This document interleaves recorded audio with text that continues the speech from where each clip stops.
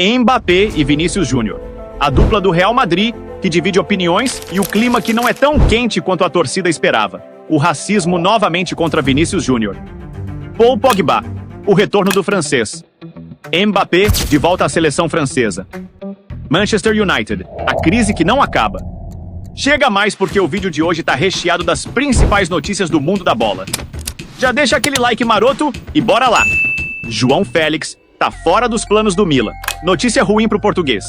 O Milan decidiu não exercer a opção de compra no empréstimo do Chelsea, que girava em torno de 45 milhões de euros.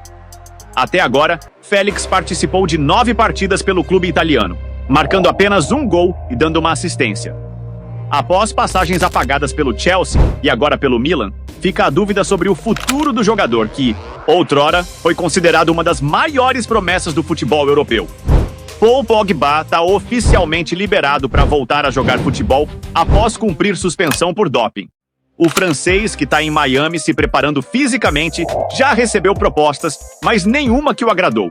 Ele quer voltar à seleção francesa para a Copa de 2026 e está de olho em clubes como Inter Miami e Olympique de Marseille. A situação do Manchester United parece um filme de terror que não tem fim.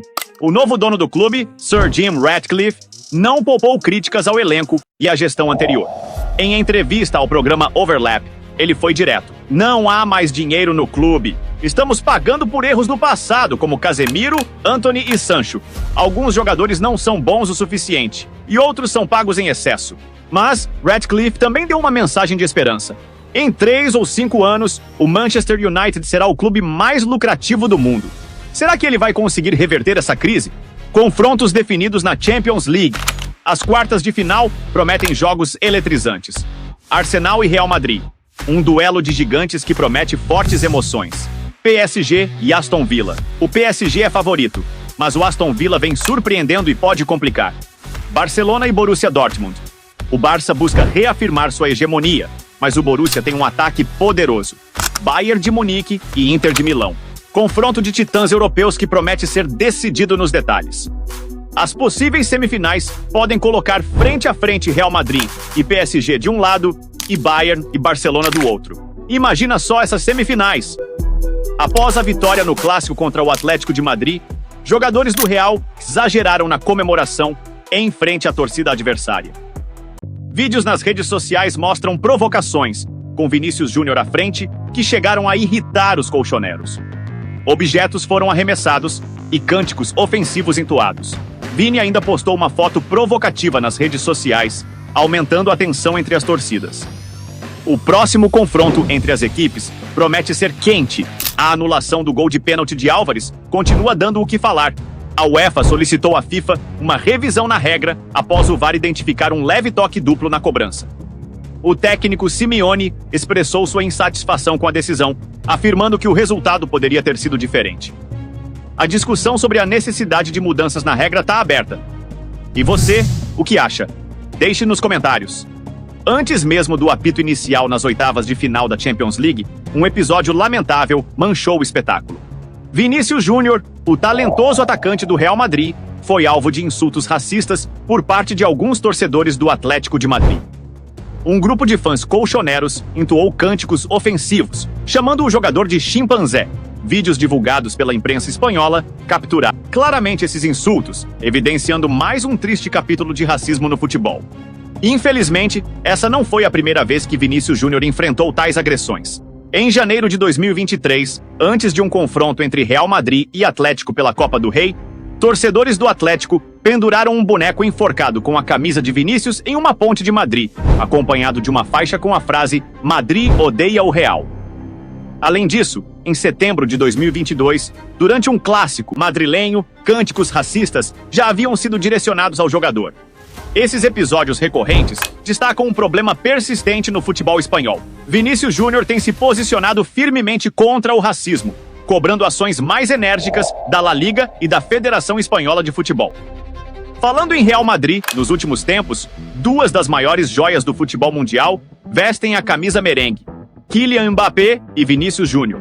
Dois craques que, em teoria, formariam uma dupla tão explosiva quanto um foguete da NASA. Mas, calma lá, nem tudo são flores no Jardim do Bernabéu. A relação entre os dois tem sido alvo de especulações, e o jornalista Anton Miana, da Rádio CAD, jogou mais lenha na fogueira ao comentar que a imprensa está tentando vender uma irmandade, que na prática não existe. Segundo Miana, não estamos falando de rivais declarados ou inimigos mortais, mas também não dá para dizer que são melhores amigos. O clima entre eles não é dos melhores, e isso, claro, reflete em campo. No último jogo contra o Raio Vallecano, por exemplo, ficou evidente que os dois não estão na mesma sintonia.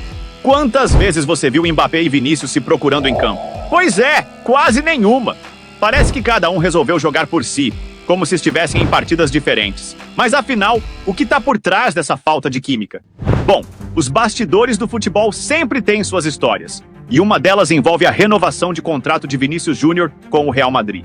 O brasileiro, que tem sido um dos pilares do time nos últimos anos, quer um salário que se equipare ao de Mbappé. E aí, você acha que essa falta de sintonia pode prejudicar o Real Madrid em jogos decisivos? Falando em Mbappé, ele está de volta à seleção francesa.